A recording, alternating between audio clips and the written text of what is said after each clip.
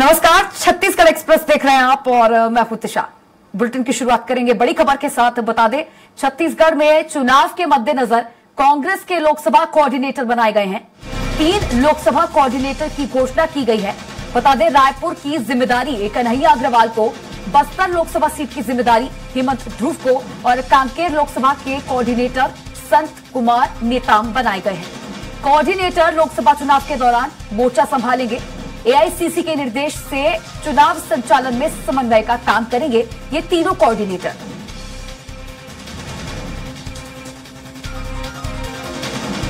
राजधानी रायपुर से ये बड़ी खबर आप तक पहुंचा रहे हैं। बता दें कि 3 लोकसभा सीटों पर कोऑर्डिनेटर्स की नियुक्ति की गई है।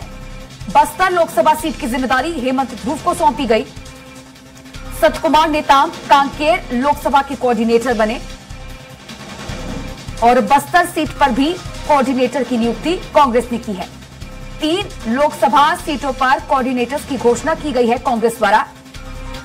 रायपुर की जिम्मेदारी कन्हैया अग्रवाल को दी गई है। बस्तर लोकसभा सीट की जिम्मेदारी हेमंत ध्रुव को सौंपी गई।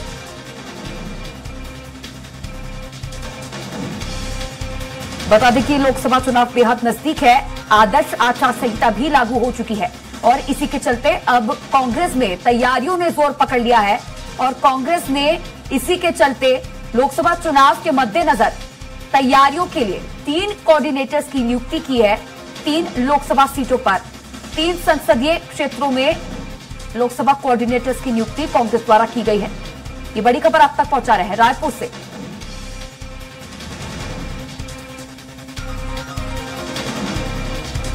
जानकारी के लिए बता दें कि पिछले लोकसभा चुनाव के नतीजों के हिसाब से बस्तर और कांकेर ये 2 ऐसी सीटें हैं जो कि कांग्रेस के कब्जे में है।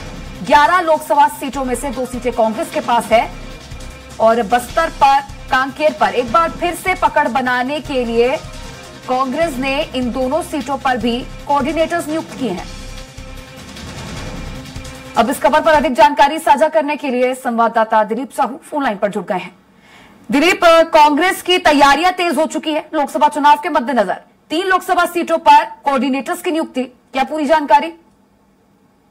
जी बता दें कि जिस तरह से दोनों पार्टियों की अपनी तैयारियां है लोकसभा चुनाव की, इसी कड़ी में कांग्रेस लगातार जिस तरह से 11 में से 6 लोकसभा सीटों के प्रत्याशी की घोषणा करती है, साथ ही साथ हर एक सीट के लिए अलग अलग कोऑर्डिनेटर भी बनाए जा रहे हैं ताकि वहां का जो चुनाव संचालन हो अच्छे ढंग से प्रचार सामग्री करने के तमाम जो सुविधाएं हैं, तमाम तरह की व्यवस्था है उसको दुरुस्त किया जा सके।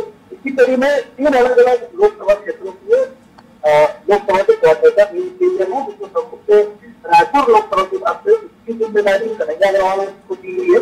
कन्हैया अग्रवाल पिछला चुनाव में विधानसभा चुनाव भी लड़ चुके हैं। विधान अग्रवाल के खिलाफ, क्योंकि विधान अग्रवाल बीजेपी से रायपुर लोकसभा के प्रत्याशी है, इसलिए कहीं न कहीं पार्टी ने जिम्मेदारी उसको दी है कि रायपुर लोकसभा सीट से कांग्रेस के जो उम्मीदवार है विकास उपाध्याय है, उनके पक्ष में जो पूरे चुनाव कमाल संभालने को पूरे कोऑर्डिनेटर से काम करेंगे। इसके साथ ही साथ बस्तर की बात करें तो बस्तर की जिम्मेदारी हेमंत ध्रुव को दिया है। जिला पंचायत अध्यक्ष रहा हेमंत ध्रुव लगातार सक्रिय है बस्तर क्षेत्र में।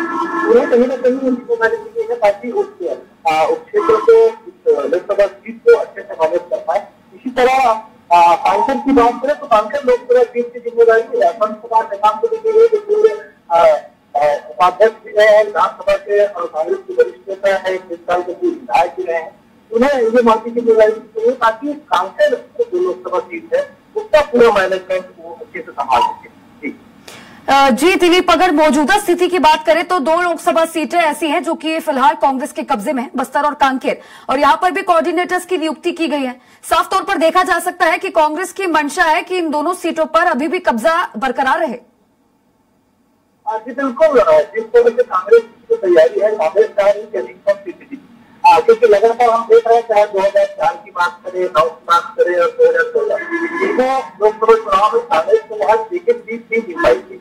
इससे अभी पिछला लोकसभा सीट चुनाव की बात करें 2019 के चुनाव में 2 सीट हासिल कर पाई थी 11 में से कांग्रेस। इस बार कांग्रेस की तैयारी है कि कम से कम 3 से 4 सीटें वो जीत पाए। हालांकि बीजेपी पूरे 11 से 11 सीटें जीतने के लक्ष्य को लेकर चल रही है।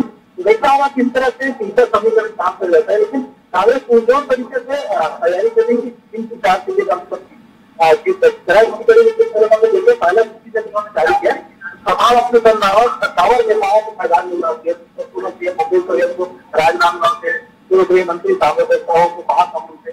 इस तरह से जिस तरह से जिम्मेदारी दी गई है और बड़े नेताओं को मंत्री पूर्व मंत्री बात करें सिंधिया थे उनको भी जानते चाहता से निकाला गया। तो कहीं न कहीं कांग्रेस चाह रही कि ये जो लोकसभा सीट है उसको कम से ज्यादा इस बार जीत हासिल करे। इस प्रयास में ही कांग्रेस की कुछ तैयारियां हैं उसको देखा जाए। जी दिलीप, अगर अब रायपुर लोकसभा सीट की बात कर ले तो यहां पर भी कोऑर्डिनेटर की नियुक्ति हुई है और बीजेपी ने यहां से मैदान में उतारा है कद्दावर नेता ब्रजमोहन अग्रवाल को, और कांग्रेस की बात कर ले तो यहां पर विकास उपाध्याय है प्रत्याशी के रूप में। तो निश्चित तौर पर बड़ी चुनौती है कांग्रेस के लिए।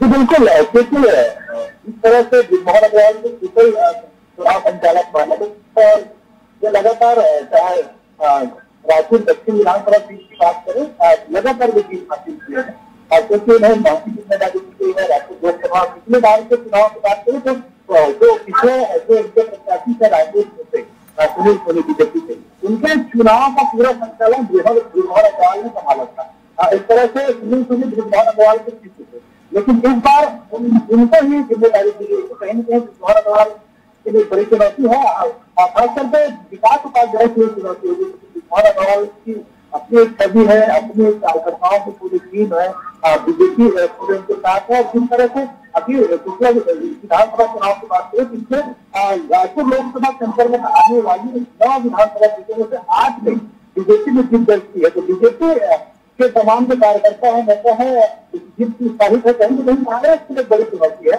कि इतनी बड़ी जो जीत का अंतर है उसको कैसे काटे, क्योंकि पिछला जो लोकसभा चुनाव हुआ था जिसमें रायपुर में सीट और हार के बात करें तो रायपुर में सांसद सुनील सोनी ने कांग्रेस के जो प्रत्याशी से प्रमोद हुए उन्हें करीब 4.5 लाख वोटों से हराए थे। ये कहीं न कहीं एक बड़ी अंतर है जिसको पाना कांग्रेस के लिए, कांग्रेस के जो प्रत्याशी विकास उपाध्याय की ये एक बड़ी चुनौती है। जी दिलीप, एक आखिरी सवाल लेना चाहूंगी मैं आपसे। कोऑर्डिनेटर्स की नियुक्ति लोकसभा चुनाव से ठीक पहले कांग्रेस के लिए कितनी महत्वपूर्ण, और इन कोऑर्डिनेटर्स की चुनाव के मद्देनजर क्या भूमिका रहेगी, क्या रोल ये लोग निभाएंगे?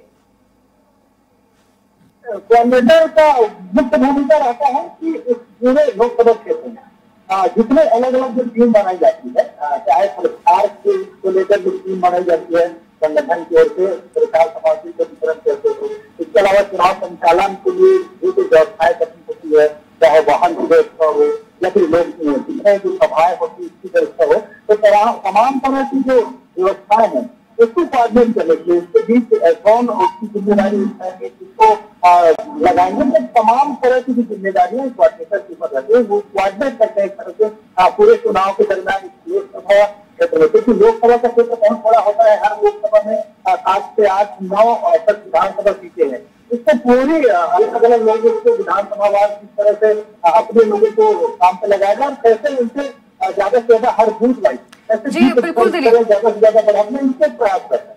चलिए ठीक है दिलीप, शुक्रिया जुड़ने के लिए और चर्चा करने के लिए।